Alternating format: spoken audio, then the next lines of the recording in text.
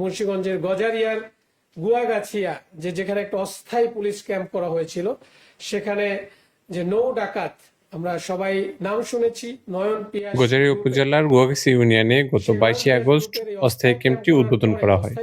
উদ্বোধনের পর থেকেই সক্রিয় হয়ে ওঠে স্থানীয় নৌ ডাকাত দল। উপরে হামলা করে 25শে অগস্ট। গুয়াগাছিয়া, মতলব, চাঁদপুর কেন্দ্রিক যে ডাকাতিগুলো হয়ে থাকে তার সাথে সংশ্লিষ্ট যে রিপন সহকারে আরো 6 জনকে আমরা ইতিপূর্বে গ্রেফতার করি, এবং আজকেও আমরা যাকে অ্যারেস্ট করেছি সে এই নয়ন পিয়াসী। 25শে আগস্ট তারা হামলা চালায় অস্থায়ী ক্যাম্পের উপর এবং ক্যাম্প সংলগ্ন মেঘনা নদীতে পুলিশের সাথে গোলাগুলির ঘটনা ঘটে।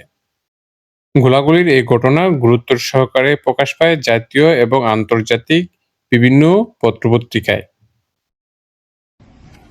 পরবর্তীতে ডাকাত দলকে গ্রেপ্তার করার জন্য পুলিশের বিশেষ অভিযান পরিচালিত হয় মেঘনা নদীতে। এই অভিযানে অংশ নেয় র্যাব, পুলিশ, কোস্টগার্ড সহ প্রায় 2 শতাধিক আইন শৃঙ্খলা সদস্য।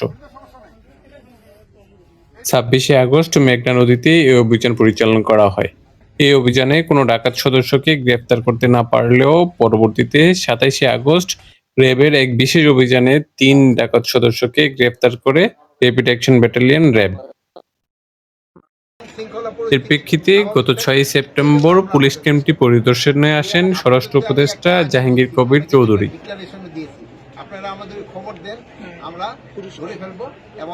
স্বরাষ্ট্র উপদেষ্টার এই অস্থায়ী পুলিশ ক্যাম্প পরিদর্শনের পর থেকেই র্যাপিড অ্যাকশন ব্যাটালিয়ন র্যাবের অভিযানে গ্রেপ্তার হতে থাকে ডাকাত সদস্যরা। 28শে আগস্ট রিপন সহ 3 জনকে গ্রেপ্তার করা হয়। পরবর্তীতে 1 সেপ্টেম্বর গ্রেপ্তার করা হয় খোকনকে এবং 8 সেপ্টেম্বর গ্রেপ্তার করা হয় আক্তারকে এবং 16 সেপ্টেম্বর আবুল কালাম এবং 19 সেপ্টেম্বর গ্রেপ্তার করা হয় ডাকাত দলের অন্যতম সদস্য রাসেলকে।